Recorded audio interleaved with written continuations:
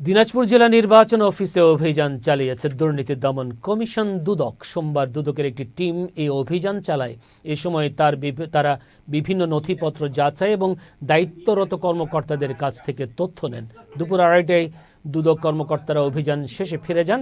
দুদক কার্যালয় সূত্রে জানা যায়, দিনাজপুর জেলা নির্বাচন অফিসে সেবা নিতে আসা কয়েকজন গ্রাহক দিনের পর দিন হয়রানির শিকার হয়ে দুদকে অভিযোগ করেন। অভিযোগের পরিপ্রেক্ষিতে দুপুরে দুদকের একটি টিম দিনাজপুর জেলা নির্বাচন অফিসে প্রবেশ করে। সেখানে তারা বিভিন্ন নথিপত্র পর্যালোচনা করে, এরপর কিছু নথিপত্র সংগ্রহ করে নিয়ে যায়।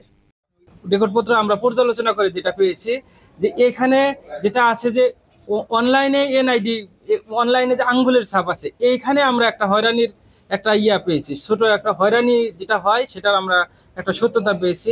এবং উপরে যেটা যে খ ক্যাটাগরি বা গ ক্যাটাগরির যে সমস্যাগুলো রয়েছে, এটা জেলা নির্বাচন অফিসারের উনি দেখেন, ওনার ওইখানে এটা একটা দীর্ঘমেয়াদী প্রসেস এবং অনলাইনে কাগজপত্র যে আপলোড করতে হয়, সেক্ষেত্রে কিছু কিছু সমস্যা আমাদের গ্রাহকদেরও আছে এবং তাদেরও কিছু আমরা পেয়েছি যে দীর্ঘসূত্রিত আছে।